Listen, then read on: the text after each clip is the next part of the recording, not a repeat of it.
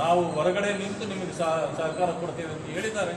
ಅದನ್ನು ತೆಗೆದುಕೊಳ್ಳೋದು ಅಂತದ್ದು ಉತ್ತಮ. ಯಾಕೆಂತಂದರೆ ಅವ್ರಿಗೂ ಕೂಡ 10 ಸೀಟುಗಳ ಶಾರ್ಟೇಜ್ ಇರೋದ್ರಿಂದ ಯಾರನ್ನೇ ಒಬ್ಬರು ಇಬ್ಬರು ಮೂವರನ್ನು ನೀವು ತಗೊಂಡ್ರೆ ಮಧ್ಯದಲ್ಲಿ ಯಾರು ಯಾವ ರೀತಿಯ ನಾಟಕ ಆಟ ಆಡಬಹುದು.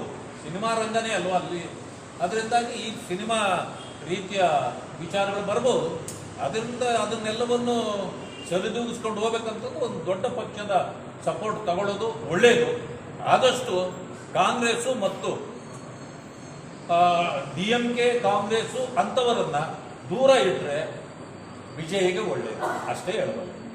ಈಗಾಗಲೇ ಹೊರಗಡೆ ಬಂದಿದೆ, ನೆನ್ನೆಲ್ಲ ಬಹಳಷ್ಟು ಮಾತಾಡಿದ್ದೇವೆ. ನಮಗೆ ಪಶ್ಚಿಮ ಬಂಗಾಳವನ್ನು ಗೆದ್ದಿದ್ದು ಭಾರತ ದೇಶ ಇನ್ನೊಂದು ದೇಶವನ್ನೇ ಗೆದ್ದಂಗಾಗಿದೆ ನಮಗೆ. ಇಲ್ಲಂತಂದ್ರೆ ಈ ಸಾರಿ ಏನಾದರೂ ನಮ್ಮ ಕೈ ಬಿಟ್ಟು ಹೋಗಿದ್ದಿದ್ರೆ ಬಹುಶಃ ಅದು ಬಂಗಾಳವೇ ಆಗ್ತಿತ್ತು. ಪಶ್ಚಿಮ ಬಂಗಾಳ ಆಗ್ತಿರಲಿಲ್ಲ, ಅದು ಬಂಗಾಳ ದೇಶವೇ ಆಗ್ತಿತ್ತು.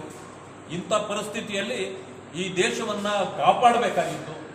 ಆ ಕೆಲಸವನ್ನು ಇವತ್ತು ನಮ್ಮ ಪಕ್ಷದ ಕಾರ್ಯಕರ್ತರು ಮತ್ತು ಅಲ್ಲಿಯ ಮತದಾರರು ಯಾವುದೇ ಜಾತಿ ಭೇದ ಧರ್ಮವಿಲ್ಲದೆ ಎಲ್ಲರೂ ಕೂಡ ಭಾರತೀಯ ಜನತಾ ಪಕ್ಷವನ್ನು ಗೆಲ್ಲಿಸಿದ್ದಕ್ಕೆ ಅವರಿಗೆ ನಾವು ಅಭಿನಂದನೆಗಳನ್ನು ನಾವು ತಿಳಿಸ್ತೇವೆ.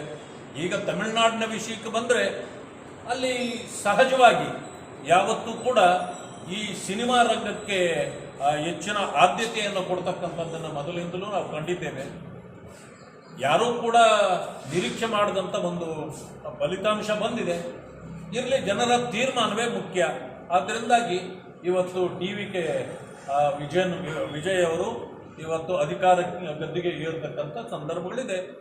ಅವರು ಸ್ವತಂತ್ರರು, ಯಾರನ್ನು ಬೇಕಾದರೂ ಕೈಯಲ್ಲಿ ತೆಗೆದುಕೊಂಡು ಅವರು ಇದು ರಾಜಕಾರಣವನ್ನು ಅಥವಾ ಅಧಿಕಾರವನ್ನು ನಡೆಸಬಹುದು.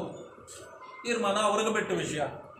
ಇನ್ನಷ್ಟು ಹೆಚ್ಚಿನ ಮಾಹಿತಿಗಾಗಿ ಸಪ್ತರ್ಷಿ ಟಿವಿ ಕನ್ನಡ ಯೂಟ್ಯೂಬ್ ಚಾನೆಲ್ ಅನ್ನು ಸಬ್ಸ್ಕ್ರೈಬ್ ಮಾಡಿಕೊಳ್ಳಿ.